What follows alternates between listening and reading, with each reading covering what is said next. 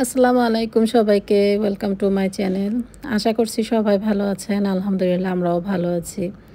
তো সেদিন আমি যে কাঁঠালের রসগুলো করে ফ্রিজে রেখে দিয়েছিলাম, তো সেগুলো আজকে নামিয়ে নিয়েছি। তো ফ্রিজ থেকে কাঁঠালের রসগুলো নামিয়েছি ২-৩ ঘন্টা আগে। এখন একদম কিন্তু নরমাল হয়ে গিয়েছে। এগুলো কিন্তু একদম বরফ ছিল। তো কাঁঠালের রসের মধ্যে আমি পরিমাণ মতো দিয়ে দিয়েছি চিনি, স্বাদ মতো লবণ, আর তার সাথে যে এখন আটা দিয়ে তারপর খুব ভালোভাবে কিন্তু গুলিয়ে নিচ্ছি। তো অল্প অল্প করে আমি কাঁঠালের রস দিচ্ছিলাম আর তার সাথে কিন্তু এভাবে গুলিয়ে নিচ্ছিলাম। যেহেতু বাচ্চারা খাবে সেজন্য চিনির পরিমাণটা আমি একটু বেশিই দিয়েছি। আর আপনারা ইচ্ছে করলে কিন্তু কাঁঠালের রসের যে মিষ্টিটা আছে সেটা দিয়ে কিন্তু পিঠা হয়ে যায়। তো বাচ্চারা কিন্তু একটু মিষ্টি খেতে পছন্দ করে, সেজন্য আমি চিনি অ্যাড করেছি। সাধারণত কিন্তু আমি চিনি অ্যাড করি না, তা না হলে বাচ্চারা খেতেই চাবে না যে হালকা মিষ্টি হয়েছে। তো যাই হোক, ভাবলাম আজকে তেলের পিঠা তৈরি করব কাঁঠালের রস দিয়ে।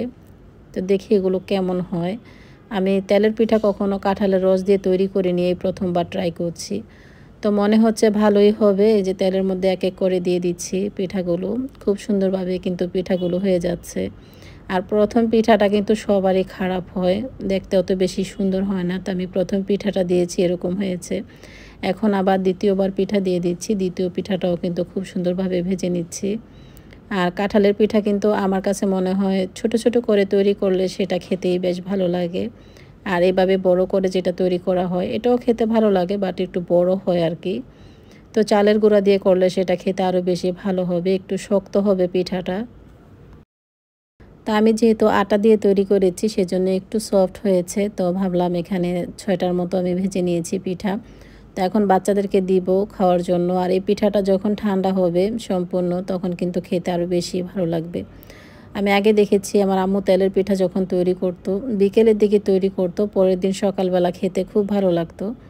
তো এই যে পিঠাগুলো তৈরি করে নিয়েছি, আর শালীন এখানে বসে ওর হোমওয়ার্ক করে নিচ্ছিল, আর মীরা ওকে হেল্প করছিল ইংলিশ সাবজেক্টে। তো ওদের খাবারটা আমি এখন নিয়ে এসেছি, এটা ছিল বিকেলবেলার খাবার। তো বাচ্চাদের বললাম তোমরা পড়াশোনা রেখে তারপর একটু খাওয়া দাওয়া করে নাও। আর এখন তো বাচ্চাদের স্কুল নেই, যে একটা অবস্থা আমাদের দেশে সেটা তো সবাই জানেন মোটামুটি। খুবই খারাপ সিচুয়েশনের মধ্যে আমাদের দেশটা যাচ্ছে এখন, জানি না সামনেতে কি হবে। তো কিছু করার নেই, যে দেশের যেই রুলস ওইভাবেই চলতে হবে। বাসা থেকে তো একদমই বেরোনো যাবে না। আর বাসায় বাচ্চারা কতক্ষণই থাকতে পারে, ওদের যেহেতু স্কুল নেই, পড়াশোনা নেই, সব কিছু মিলিয়ে বাসায় বোরিং হয়ে যাচ্ছে। আর বারবার পড়াশোনাও তো ভালো লাগছে না, মন বসছে না। তো সব কিছু মিলিয়ে চিন্তা করলাম যে যাক একটু বাহিরে যাব, যেহেতু বাচ্চারা একটু বলছে বাহিরে যাবে। তো বিকেল দিকে আমি ওদের জন্য পিঠা তৈরি করছিলাম। তো প্রথমে তো আমি তেলের পিঠা তৈরি করেছিলাম একটু বড় বড় করে, সেগুলো খাওয়া হয়ে গিয়েছে অলরেডি। তো বাকি যে ব্যাটারটা রয়ে গিয়েছে সেটা দিয়ে আমি ভাবলাম যে একটু ছোট ছোট করে পিঠাগুলো তৈরি করি। তো এই যে ছোট পিঠাগুলো কিন্তু দেখতে বেশ সুন্দর লাগছে, আর এটাও কিন্তু খেতে অনেক ভালো লেগেছিল, একটু শক্ত শক্ত হয়েছে। তো এই পিঠাগুলা কিন্তু ছোট ছোট করে তৈরি করলে আমার কাছে মনে হয় ভালো লাগবে খেতে। তো আমি কিন্তু প্রায় সময় এই পিঠাগুলো তৈরি করি। কাঁঠালের রস বেশি করে রেখে দেই ফ্রিজে, সারা বছর জুড়ে কিন্তু খাওয়া যাবে। তো এবছর আমি তেমন বেশি রস রাখতে পারিনি, অল্প কিছু পরিমাণে রেখেছিলাম। প্রায় ১ বক্স শেষ হয়ে গিয়েছে, আর ১ বক্স রয়ে গিয়েছে। সেটা ভাবছি যখন বৃষ্টি হবে তখন বা শীতের সময় ওদেরকে ভেজে দেব, বাচ্চারা খুব সুন্দরভাবে খেয়ে নেবে। আর এই যে পিঠাগুলো তৈরি করছি এগুলো শুধু বাচ্চাদের জন্যই করে নিচ্ছি। আমি আর আপনাদের ভাইয়া তো খাবো না, যেহেতু এটা অনেক মিষ্টি। একটু মিষ্টির পরিমাণটা বেশি দিয়েছি। তো ভাবছি যে আপনাদের ভাইয়ার জন্য একসময় তৈরি করব শুধু কাঁঠাল দিয়ে। তো সেটা আবার ওভেনে তৈরি করতে হবে, তেলে ভাজলে তো আর সে আবার খেতে পছন্দ করে না। তো যাই হোক, জনের খাবারের ধরন কিন্তু এক এক রকম হয়ে থাকে। তো আমাদের বাসায় যখন রান্নাবাড়া করি তখন বাচ্চাদের জন্য আলাদা, আমাদের জন্য আলাদা। আপনাদের ভাইয়ার জন্য তো সবসময় সবজি রান্না করতেই হবে। এই যে দেখুন এখন আমি কিন্তু গরুর মাংস বসিয়ে দিয়েছি। তো বাচ্চাদের জন্য কিন্তু গরুর মাংস, মুরগির মাংস সবসময় বাসায় রাখতে হয়। তো রান্নাবাড়ার কাজ শেষ করে ভাবলাম একটু বাহিরে যাই। তো এই যে আমরা বাহিরে বেরিয়েছি, আর আশেপাশের দিকটা শুধু নজর দিচ্ছিলাম যে লোকজন আছে কিনা। এখন সময় প্রায় ৯টার মতো বাজে। তো বাসা থেকে বেরোতে অনেকটাই ভয় লাগছিল। আমি ভেবেছি আমাদের এরিয়াতেই ঘোরাফেরা করব, আউটে যাব না। বাট আপনাদের ভাইয়া একদমই মানছে না। সে বলছে না আমি একটু দূরে যাব। তো সেজন্য আমরা এখন রওনা দিয়ে ফেললাম ৩০০ ফিটের উদ্দেশ্যে। তা আশেপাশে কোনো গাড়ি ছিল না, একদম নিস্তব্ধ। সামনে আমাদের কয়েকটা গাড়ি মোটর দেখা যাচ্ছে। তো আমি একটু ভয়ও পাচ্ছিলাম যেহেতু এখন চলতে কারফিউ চলতেছে আমাদের দেশে, বিকেলের পর থেকে কিন্তু কারফিউ যারা করা হয়। তো সেই জিনিসটা কিন্তু মাথায় রাখতে হবে। তারপরও আমরা বাসা থেকে বেরিয়েছি আর সামনের দিকে যাচ্ছি, দেখি কি হয়। যদি সামনে কোনো সমস্যা হয় সেটাই আমি ভয় পাচ্ছিলাম। আর বাচ্চাদেরকে বললাম যে, "চলো আমরা ব্যাক করে বাসায় চলে যাই।" আপনাদের ভাইয়া তো কিছুতেই বাসায় যাবে না, সে এখানেই ঘোরাফেরা করবে। আর আজকে ছিল ফ্রাইডে। ফ্রাইডেতে তো এই রোডে অনেক লোক থাকে। সাধারণত লোকজন এত বেশি হয় যে আশেপাশে কোথাও বসার জায়গাও থাকে না। আর আজকে দেখেন ৯টার দিকেই কিন্তু এখনও লোক নেই। জায়গাটা একদম নিরিবিলি, মনে হচ্ছে যে আমরা অন্য একটা দেশে চলে এসেছি ওরকম। আমাদের দেশে তো এরকম হলে চলে না। আশেপাশে রাস্তাঘাটে লোকজন হাঁটতে হবে, কথা বলতে হবে, গাড়ির সাউন্ড থাকতে হবে, গাড়িতে হর্ন বাজতে হবে, ওরকম একটা অবস্থা না আমাদের দেশে। তো সেই দেশটা এখন অন্যরকম মনে হচ্ছে, একদম নিস্তব্ধ। সবাই মনে হচ্ছে ভয়ে বাসা থেকে বেরোচ্ছে না। তা আমাদের একই অবস্থা, আমরাও ভয়ে কিন্তু বাসা থেকে বেরোই না। তো আজকে সাহস করে কিন্তু চলে এসেছি পূর্বাচলে। তো জানি না পূর্বাচলের অবস্থা এখন কেমন। সেদিন আমরা ১০০ ফিটে গিয়েছিলাম, সেখানে কিন্তু আমরা সামনে গোলাগুলির সামনেই পড়েছিলাম। তো অনেকটাই ভয় পেয়ে গিয়েছি। আসলে কি করার আছে, সেগুলো তো মেনে নিতে হবে। মেনে নিয়ে নিজেদের সংসারের কাজকর্ম, রান্না-বাড়া, খাওয়া-দাওয়া এগুলোও চলতেছে। তার ফাঁকে, ফাঁকে তো বাজার সদাই এগুলো করে নিতে হবে। আর বাজার সদাই করলে তো বাসা থেকে বেরোতেই হবে। তো সেটা চিন্তা করেই বাসা থেকে বেরিয়েছি। বাহিরে একটু ঘোরাফেরাও করা হবে আর আমাদের বাজার সদাই কেনাকাটা করা হয়ে যাবে। তো যাই হোক, আমরা ছোট একটা দোকানে চলে এসেছি। এটা পূর্বাচলেই কিন্তু মেইন রোডের পাশেই এই দোকানটা। আমি অনেকদিন ধরে আপনাদের ভাইয়াকে বলছি দোকানটাতে যাব, দোকানটাতে নিয়ে যাও। সে বলতেছে, "এখানে যেয়ে কি করবা? দেখার মতো কি আছে এখানে?" তো আজকে ভাবলাম যে আশেপাশে কোনো দোকানপাট কিছুই খোলা নেই। তো আজকে আবার আপনাদের ভাইয়াকে বললাম যে, "চলো আজকে এই দোকানটাতে যাই তাহলে।" সবকিছু যেহেতু বন্ধ। তো এখানে আসার পর সালমান এই লাইটটা পছন্দ করেছে। ও বলতেছে বাসার সামনে মানে মেইন দরজা এটা দিবে। ওর কাছে নাকি ভীষণ ভালো লেগেছে। আর আমার কাছে এই যে ছোট, ছোট কিছু লিখা এগুলো ভালো লেগেছে। বিশেষ করে বাংলা লেখাগুলো, মা-বাবার দোয়া। তারপরে কিছু, কিছু লিখা আছে ছোট, ছোট। এই লেখাগুলো আমার কাছে খুবই ভালো লেগেছে। যেখানে লেখা আছে আসসালামু আলাইকুম। এই জিনিসটাও সুন্দর দরজার সামনে দেওয়ার জন্য। সুইট হোম সুইট লেখা আছে, এটাও কিন্তু সুন্দর ছিল। তো সুন্দর, সুন্দর জিনিসই কিন্তু এখানে আছে। তো একটু ঘোরাফেরা করে দেখছিলাম যে কোনটা নেয়া যায়, কিনবো কি কিনবো না ওইটাও চিন্তা করছিলাম। আর এই যে আমি কিন্তু এখান থেকে বাটিগুলো অনেক পছন্দ করে ফেলেছি। তো আমার বাসায় কিন্তু মাটির অনেক জিনিস আছে। তো আপনাদের ভাইয়া বলতেছে যে, "কিছুই কিনতে হবে না, হয়তো একটু ঘোরাফেরা করে দেখো।" আর এই যে মাটির ঘোড়াগুলো দেখে ছোটোবেলার কথা মনে পড়ে গিয়েছে। এগুলো ছোটোবেলায় অনেক খেলা করেছি। মাটির এই ঘোড়া দিয়ে, হাতি দিয়ে আমরা খেলা করতাম আগে। তো যাই হোক, বাচ্চাদের সাথে শেয়ার করলাম। আর এখানে কিন্তু অনেক পুরনো দিনের জিনিসও আছে যেগুলো বাচ্চাদেরকে মনে করিয়ে দিলাম যে পুরনো দিনে মানুষ এগুলো দিয়ে কী করতো সেটাও কিন্তু মনে করিয়ে দিয়েছি। আর এখানে কিন্তু অনেক সুন্দর, সুন্দর মাটির ব্যাংক দেখতে পেলাম। সেটা দেখে শালীন তো বলতেছে, "আমাকে একটা ব্যাংক কিনে দাও। তুমি ব্যাংকে টাকা জমাও। আমিও ছোট একটা ব্যাংকে টাকা জমাবো।" তো ও চাচ্ছে এটা নিবে। তো শুধু, শুধু এটা কিনে কি করব? হয়তো ৳১ ফেলে দিয়ে তারপর এটা ভেঙে ফেলতে হবে। বাচ্চা মানুষ তো। তো বললাম যে, "তুমি এভাবেই দেখো, এটা কেনার তো কোনো দরকার নেই। তোমার টাকা জমাতে হবে না।" আর সে তো এই যে স্পিনার দেখে সেটা নিবেই।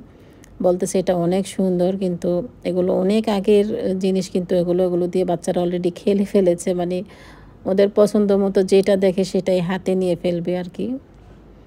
মীরা তো ছোটবেলায় চলে এসেছে। ও বলতেছে এই পুতুলটা খুবই সুন্দর। মানে ওর মন কিন্তু এখনো অনেক ছোট, ছোট রয়ে গিয়েছে। যেমন পুতুল, তারপর যেকোনো খেলনা যেগুলো দেখে সেগুলো কিনবে। মানে ছোটবেলায় যে বাচ্চাদের একটা মন থাকে না, সেই মনটা ওর এখনো রয়ে গিয়েছে খেলনার দিকে আরকি।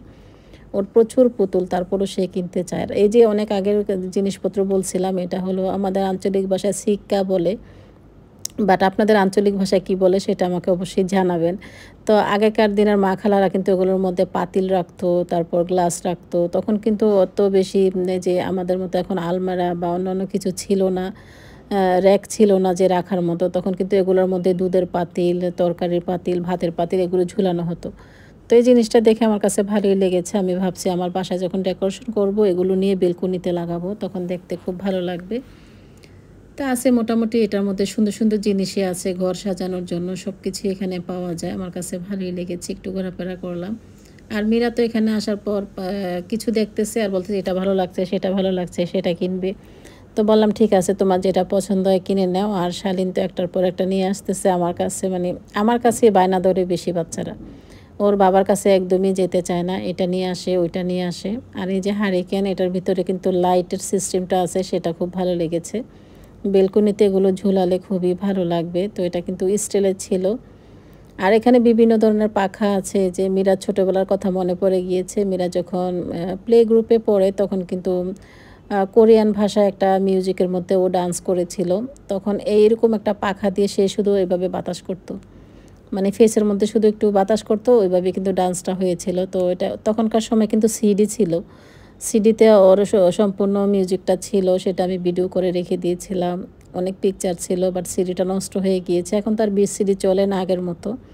তো সেগুলো নষ্ট হয়ে যাওয়ার কারণে কিন্তু পুরনো স্মৃতিগুলো একদমই নেই। তো আপনাদের ভাইয়া লটকন কিনে নিয়ে এসেছে আমাদের জন্য। তা আমরা দেখতে পেলাম রাস্তার সাইডে একটা বেসিন, বেসিনের মধ্যে দেখি পানি আছে কিনা। দেখতে পেলাম যে সুন্দর পানি আছে এখানে। তো ভাবলাম লটকনগুলো একটু ভালোভাবে ওয়াশ করে নিই। তো বেসিনের মধ্যে প্রচুর ময়লা ছিল, তো ভাবলাম একটু আস্তেভাবেই ধুয়ে নিতে হবে, তা না হলে লটকনগুলো যদি পড়ে যায় সেগুলো তো আর কেউ খাবে না। তো যাই হোক, লটকনগুলো ধুয়ে তারপরে যে গাড়ির উপরে রেখে দিলাম। আর আমাদের গাড়িতে সবসময় মরিচের কৌটা থাকে। তো আপনাদের ভাইয়া বাসা থেকে আসার সময় মরিচ নিয়ে এসেছিল, সেইটা দিয়ে কিন্তু আমরা এখন খেয়ে নিব। এমনিতে কিন্তু আমাদের গাড়িতে মরিচ আর লবণ আছে, সবসময় এটা রেখে দেয়। কারণ দেখা গিয়েছে অনেক সময় কাঁচা আম বা যে কোনো টক খাবার যদি আমরা দেখি কিনে, সাথে সাথে মিরা খেতে চায়। তো সেজন্য লবণ মরিচ কিন্তু রেখে দিয়েছি গাড়ির পিছনে। সেদিন বাসা থেকে পেয়ারা নিয়ে এসেছিলাম, গাড়ির পিছনে দাঁড়িয়ে দাঁড়িয়ে খেয়েছি। এই তো বাচ্চাদের নিয়ে আজকে ফ্রাইডেটা ভাবলাম একটু ঘোরাফেরা করি, সেজন্য পূর্বাচলে চলে এসেছি। বাট এখানে আপনারা কেউ আসবেন না, কারণ এখনকার সময়তে কিন্তু ঘোরাফেরা করা একদমই ঠিক না। আমরা এসে একদমই বোকামি করে ফেলেছি। তো এখানে আসার পর ওদেরকে বেলপুরি কিনে দিয়েছি, ঝালমুড়ি দিলাম। তো সবাই মিলে বসে খেয়ে নিচ্ছি। আর মালাই চা নিয়েছিলাম খাবারটা খাওয়ার পর। তো সবাই মিলে খাবারটা খাচ্ছিলাম, আর ভয়ও লাগছিল। আশেপাশে কোনো ফ্যামিলি ছিল না, শুধু আমরাই ছিলাম। এমনিতে কিন্তু এখানে ফ্রাইডেতে অনেক ফ্যামিলিরা আসে, সবাই মিলে ঘোরাফেরা করে। তো রাত 11টা বেজে গিয়েছিল, আর আমি ভয়ও পাচ্ছিলাম। আপনাদের ভাইয়াকে বললাম চলো আমরা এখান থেকে চলে যাই, যেহেতু ফ্যামিলি নেই এখানে, আশেপাশে লোকজনও কম। তো চলো আমরা বাসায় চলে যাই। তা আসার সময় এই যে এখানে আমি শাক কিনে নিয়ে এসেছি। এগুলোকে হেঁচির শাক বলে আমাদের আঞ্চলিক ভাষায়, বা এক এক দেশে কিন্তু এক এক রকমের কথা বলে। মানে এক এক দেশের এক এক রকমের ভাষা কিন্তু এক এক রকম, সবাই কিন্তু একই নামে ডাকে না। তা আমি এখানে হেঁচির শাক নিয়ে এসেছি, পুঁই শাক নিয়ে এসেছি। আমি দেখেছি আমার চ্যানেলে আমি যখন একটা মাছের নাম বলি, অন্য দেশের লোকেরা, মানে আমাদের দেশে অন্য ডিস্ট্রিক্টের লোকেরা সেটাকে অন্য নামে ডাকে। আবার দেখা গিয়েছে আমি কিছু শাকের নাম এইভাবে বলতেছি, ওনারা বলতেছে আমাদের আঞ্চলিক ভাষা এটাকে এটা বলে। মানে এক একজনের এক এক রকম। আসলে বাংলাদেশে যেরকম আছে যে চেঞ্জ করা কথা, যে আমার দেশে বলে হেঁচির শাক, অন্য দেশে বলে ঢেঁকির শাক, মানে এক এক দেশে এক একটা বলে না, ওরকম আর কি। মানে প্রতি ডিস্ট্রিক্টের কিন্তু একটা ভাষা আছে, সেটা আমি আগে বুঝতাম না। এখন বুঝি, ইউটিউব খোলার পর দেখি আমাদের দেশের ভাষায় কিন্তু অনেকভাবে বলা হয়। আমি আগে ভাবতাম যে মালয়েশিয়া আসলি আছে, মালয়েশিয়ান আছে, সব কিছু মিলিয়ে ভাবলাম এই দেশে আসলি আছে। তো এখন আবার চিন্তা করে দেখি আমাদের দেশে তো চাকমা আছে।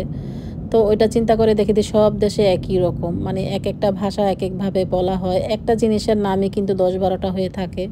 তো এরকম এখন আমাদের দেশেও কিন্তু ওইটা। তো যাই হোক, এই যে এখানে পুঁইশাকগুলো আমি কেটে নিচ্ছি।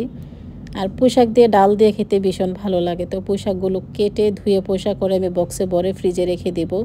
সবসময় আমি এই কাজটাই করি, শাক কেটে বেছে তারপর ভালোভাবে ধুয়ে পানি ঝরিয়ে বক্সে ভরে রেখে দিই।